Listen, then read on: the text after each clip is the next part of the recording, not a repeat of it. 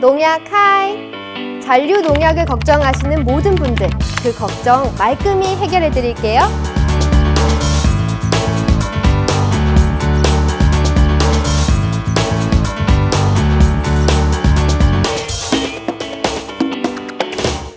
스마트폰으로 SNS 활동 많이 하시죠? 요즘엔 홍보나 광고도 SNS를 통해 활발하게 이루어지고 있죠? 갑자기 광고 이야기를 왜 하냐고요? 얼마 전 식품의 잔류 농약을 제거해준다는 한 제품 광고를 본 적이 있는데요. 생각보다 많은 분들이 우리 농산물 중 잔류 농약을 걱정하고 계십니다. 여러분들도 한 번쯤 식초나 베이킹소다로 과일 등을 씻은 적이 있으시죠? 먹거리에 대한 관심도가 높아지면서 식품 안전과 건강이 주목받고 있다는 뜻일 텐데요. 이번 영상을 보시고 나면 이제 그런 노력을 하지 않으셔도 될 것 같습니다. 어떤 내용인지 살펴보시죠.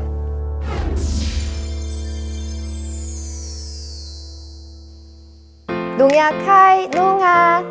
이제부터는 농약을 이렇게 반갑게 맞이해야 할 것 같습니다. 올바르게 사용하는 농약은 우리에게 아무런 해를 입히지 않을 뿐더러 유익한 역할을 많이 하기 때문인데요. 농약을 사용함으로써 병해충이나 잡초를 방제해 농산물의 품질 향상은 물론 안정적인 먹거리를 확보할 수 있습니다. 또한 농촌의 노동력이 절감돼 농민들의 소득 증대 역할까지 해내니 이제 농약은 고맙고 반가운 존재가 아닐까요? 그럼에도 농사에 필수인 농약을 사용한다는 이유로 농산물에 대한 우려가 깊습니다.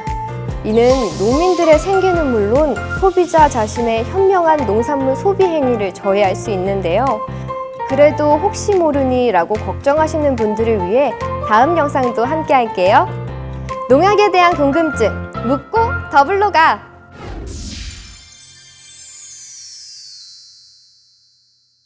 과정보화 시대인 요즘엔 식품 하나를 섭취하더라도 효능이나 부작용 등 다양한 검색부터 하게 되는데요.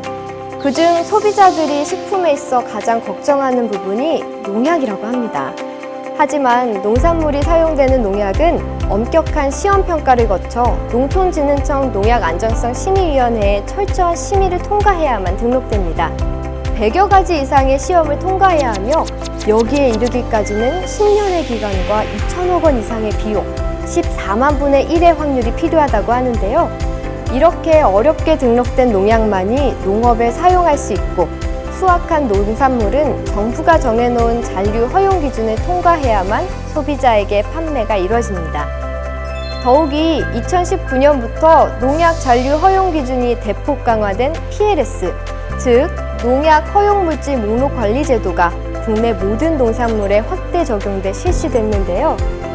이로써 농산물 안전성은 한 단계 업그레이드 됐다고 할 수 있겠네요. 그럼에도 혹시 섭취하려는 식품에 농약이 남아있는 건 아닐까 고민하시는 분들은 다음 영상도 주목해서 시청해주세요.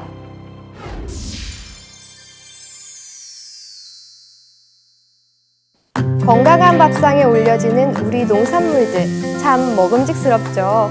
하지만 잔류 농약이 걱정되시나요? 식물에 뿌려진 농약은 산소나 햇빛, 바람, 수분, 공기 등에 의해 분해되며 일부 흡수된 농약도 식물 체내 효소에 의해 감소되는데요. 우리가 섭취하는 농산물 중 농약은 정부에서 정해놓은 잔류 허용 기준 이하이므로 건강에는 문제가 없습니다. 일반적으로 조리 과정 또는 흐르는 물에 씻기만 해도 사라지거나 분해 배설을 통해 몸에 축적되지 않습니다. 농사가 잘 되려면 어떤 조건들이 필요할까요? 좋은 땅에서 좋은 품종이 잘 자라기 위해선 적절한 비나 일조량 등 자연 조건이 필수겠죠. 이처럼 농약 또한 안정적인 식품 공급을 위해 반드시 필요한 매우 중요한 생산 수단입니다. 이제는 농약에 대한 인식 또한 새롭게 변화해야 합니다. 농산물 중에 잔류 농약은 정상적인 농업 행위와 섭취 과정을 거치면 문제되지 않는다는 점. 어떤 물질의 안전성은 유해 물질 존재 유무가 아니라 그 양이 좌우한다는 점 기억하시기 바랍니다. 사람이 아플 때 의학이 필요하듯 건강한 고품질의 농작물을 안정적으로 생산하기 위해서는 농약이 꼭 필요합니다. 농법과 상관없이 농산물을 깨끗이 세척해 안심하고 마음껏 드시는 것이 건강의 지름길입니다.